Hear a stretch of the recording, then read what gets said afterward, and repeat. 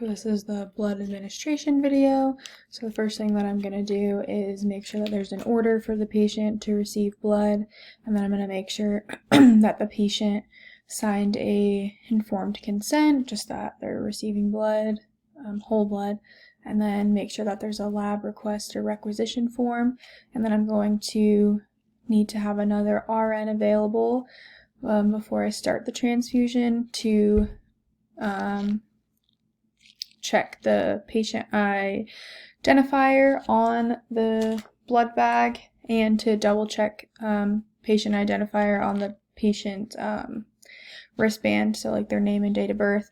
Then I'm also going to check the donor number on the bag and then check for compatibility, so check the blood type, so like AB, O, and then see if they're positive or negative, so the RH factor, and then also check the expiration date. And then I'm going to have normal saline to set up with the blood bag. So the first thing I'm going to do is wash my hands and then gather my equipment. So I need a blood tubing with the filter, and then I'm going to put on clean gloves. And this is the filter blood tubing. So I'm going to spike my normal saline bag.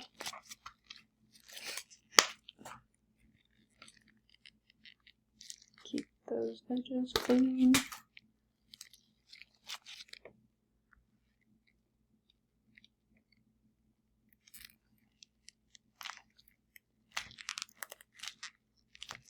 And then hang this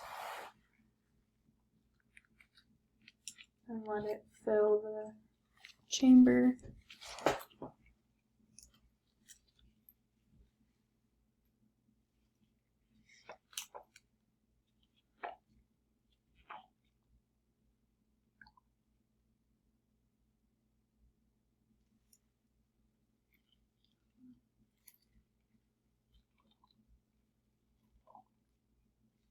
So I let it cover the entire filter with the normal saline, and then I can flick to get the bubbles out. And then I'm going to unclamp this bottom clamp and let the normal saline run all the way through. So I'll show that. And just let it drip onto this bag or into a trash can. So that is flowing. And then I can reclamp that because it is primed.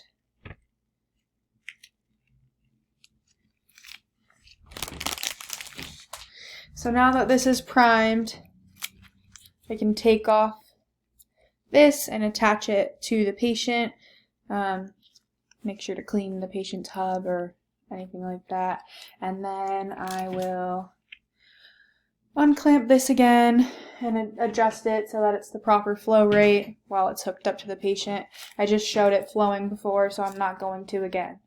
So that'll be hooked up to the patient and it can be flowing, but then I will clamp it and clamp the saline bag side. So clamp this tubing right here, because I'm going to spike my blood bag.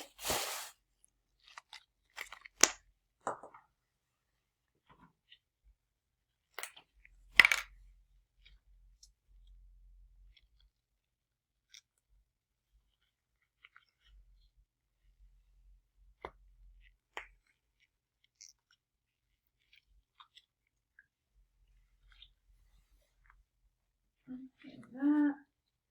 And then I'm going to unclamp the blood side and let the blood fill the chamber, flick the bubbles out, and then get my trash can ready to show the blood flowing all the way through.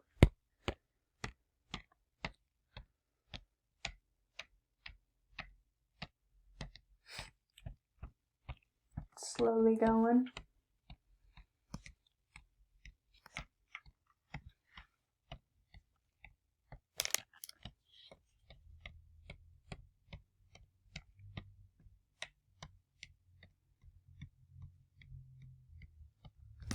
It's just really pink, but it's almost at the end.